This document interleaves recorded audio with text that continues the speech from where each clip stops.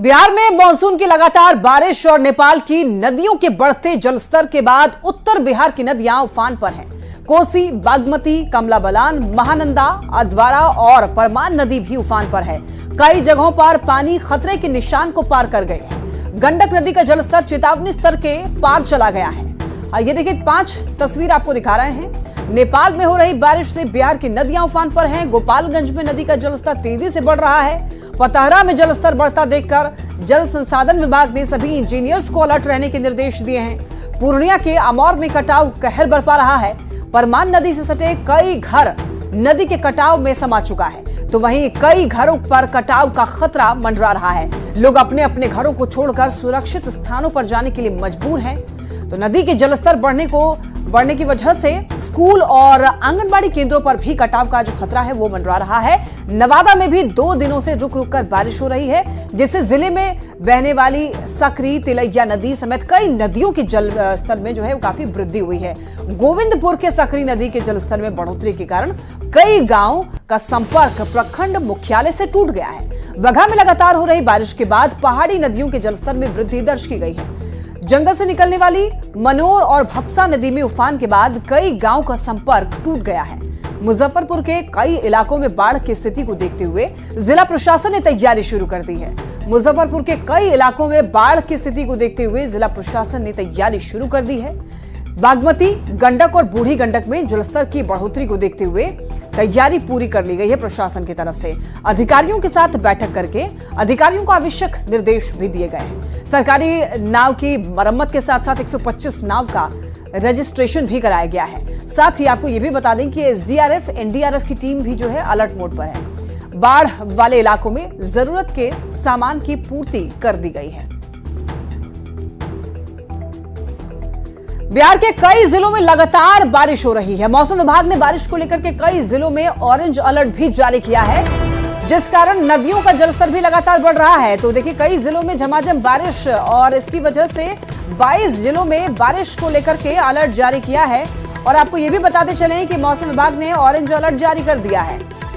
आपको बता दें कि बारिश लगातार हो रही है, जिस कारण नदियों का जलस्तर भी बढ़ रहा है, जिससे बाढ़ का खतरा वो बढ़ गया है। जल संसाधन विभाग भी अलर्ट मोड पर है और विभाग के जो इंजीनियर्स हैं उनको अलर्ट रहने का निर्देश जारी किया गया है। ज्यादा जानकारी दे रहे हैं न्यूज 18 संवाददाता आनंद अमृतराज।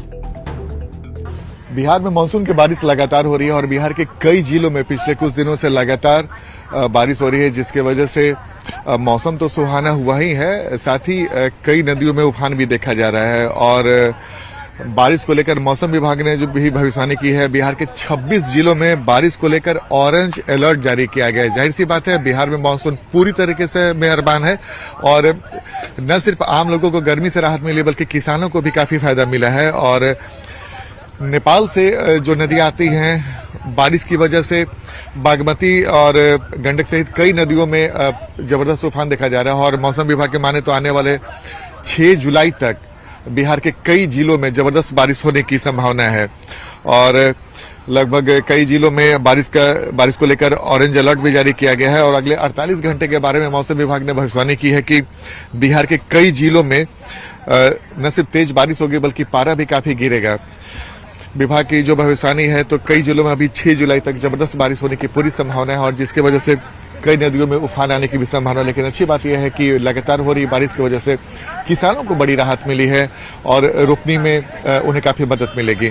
लेकिन एक तरफ उत्तर बिहार के कई नदियों में धीरे धीरे जलस्तर में बढ़ोतरी होने से बाढ़ का खतरा भी मंडराने लगा। वहीं दूसरी तरफ दक्षिण बिहार में जबरदस्त बारिश की वजह से किसानों को राहत मिली है। कैमरामैन दीपक के साथ आनंद अमृतराज, न्यूज 18 नेटवर्क, पटना। सिवान के गंडकी नहर पर बने पुल का अंतिम छोर धंस गया। पानी के तेज बहाव के कारण पूरे पुल के धंसने की भी आशंका जताई जा रही है। पुल के अंतिम छोर के धंसने के कारण लोगों को आने जाने में परेशानी हो रही है। हालांकि पुल के अगल बगल पानी का कटाव नहीं हो इसके लिए पुल बांधने की कोशिश भी लगातार की जा रही है। पुल के मरम्मत की कोशिश लगातार जारी है, लेकिन ये तस्वीर आप देख सकते हैं कि किस तरीके से यहाँ पर पुल जो है वो धंस गया है। लोगों को आने जाने में परेशानी हो रही है। पुल के अंतिम छोर के धंस जाने की वजह से लोगों को परेशानी हो रही है। आपको बता दें कि मिट्टी की कटाई की वजह से गिरा है, बहुत ज्यादा काट दिया गया है यहाँ पुल के पास में, उसी की वजह से गिर गया है। और हम लोग के दुकान पे वही आने जाने का रास्ता है, हम लोग का पूरा वो हो गया, बंद हो गया। गंडक की दोष है, गंडक यहाँ छोटा पुल ज्यादा काट दिया गया इसलिए फंस गया। मतलब मिट्टी की कटाई के कारण फंस गया। अच्छा, पुल कब बना हुआ था ये? 2004 या 5 में। तो गंडकी नहर पर बने पुल का अंतिम छोर धंस गया है। तस्वीर में भी आप साफ तौर पर देख सकते हैं कि यहां पर पुल धंस गया है और लोगों को परेशानियों का सामना करना पड़ रहा है। लोग एक तरफ से दूसरी तरफ नहीं जा पा रहे हैं। देख सकते हैं आप, कभी भी यहां पर बड़ा हादसा हो सकता है। ज्यादा जानकारी देंगे संवाददाता मृत्युंजय हमारे साथ जुड़ रहे हैं। मृत्युंजय, देखिए सिवान के गंडकी नहर पर बने पुल का जो छोर है, अंतिम छोर, वो धंस गया है। वहां पर क्या जानकारी मिल रही है? ग्रामीणों का क्या कहना है? क्या अधिकारियों से बात की गई है इस बारे में? ये देखिए, हमारी इस मुद्दे पे सिवान डीएम मुकुल कुमार गुप्ता से बात हुई है। उनका कहना है कि हमको सूचना मिली, हमने टीम का गठन कर दिया गया है, अधिकारी वहां पहुंचकर मामले की जांच कर रहे हैं। लेकिन ये पूरा मामला महाराजगंज अनुमंडल का है, जहाँ पे पराइन टोला गाँव पड़ता है। उसके ठीक बगल में एक पुल है जो गंडकी नदी पे बना हुआ है।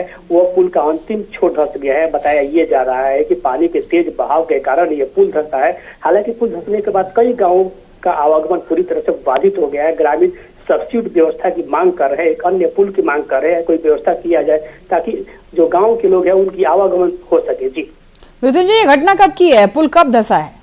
जी, अगले सुबह की ये घटना है, जब ग्रामीण जगह तो उन लोगों ने देखा कि पुल का अंतिम जो हिस्सा है धंसा हुआ है। हालांकि हमारी इस मुद्दे पे सिवान के डीएम से बात हुई। उनका कहना था कि पानी के तेज बहाव के कारण धंसने की प्रथम दृष्टया मामला प्रतीत होता है। उनके द्वारा एक टीम का गठन कर दिया गया है। गंडक विभाग के कई अधिकारी यही सहित वहाँ मामले की जाँच कर रहे हैं। वही जो बगल का जो पिलर है वहाँ पे बोरिए से बांधने का प्रयास किया जा रहा है। पूरे मामले की जांच की जा रही है। और ठीक इसके बगल में एक 10 दिन रोज पहले एक पुल धंसा था जो गरौली गांव का है। तो ये उस पंचायत में, यानी कहा जाए तो 10 किलोमीटर के अंदर ये दूसरी पुल गिरने की घटना है। जी ठीक है मृत्युंजय, बहुत धन्यवाद आपका तमाम जानकारियों के लिए। पूर्णिया के 22 अनुमंडल में बारिश के कारण नदियों का कटाव तेजी से हो रहा है और नदी के कटाव के कारण 20 घर नदी में समा चुके हैं और भी कई घरों पर खतरा मंडरा रहा है। लोग जिला प्रशासन से तुरंत कटाव निरोध करने के लिए मांग कर रहे हैं। डीएम कुंदन कुमार ने भी अधिकारियों के साथ बैठक की और सभी प्रभावित जगहों पर जल्द कटाव निरोधक काम करने का निर्देश जारी किया है। वही करवा रहा है ना, वही करवा रहा, तुम लोग बेवकूफ हो तो वही कर। जो 15 से 20 परिवार कट के नदी में विलीन हो गया। और ये जो आपको 2-3 बिल्डिंग दिख रहा है, ये बच सकता है अगर विभाग के लोग टाइम पे काम कर दे तो। अब केंद्रीय जल आयोग की टीम उत्तर बिहार में आने वाली बाढ़ का समाधान के कारणों की पड़ताल करेगी। वित्त मंत्री निर्मला सीतारमण के निर्देश पर केंद्रीय जल आयोग ने 5 सदस्यीय समिति का गठन भी कर दिया है।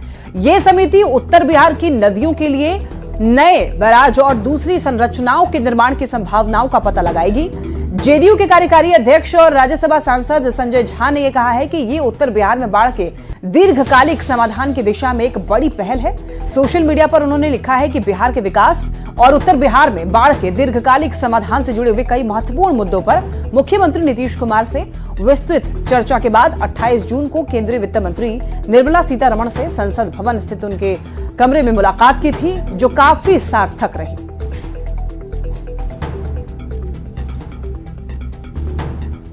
आरा शहर में बरसात की पहली ही बारिश में नगर निगम के दावे की पोल खुल गई है। आरा शहर की सड़कें जलमग्न है। सड़कों पर पानी भर जाने से लोगों को काफी परेशानी हो रही है। शहर के शिवगंज से बस स्टैंड तक जाने वाली सभी सड़क पानी में डूब गए हैं। जान जोखिम में डालकर लोग सड़कों पर चलने के लिए मजबूर हैं। तस्वीरों में आप साफ तौर पर देख सकते हैं कि सड़कों पर पानी भरा हुआ है, जलजमाव की स्थिति बनी हुई है।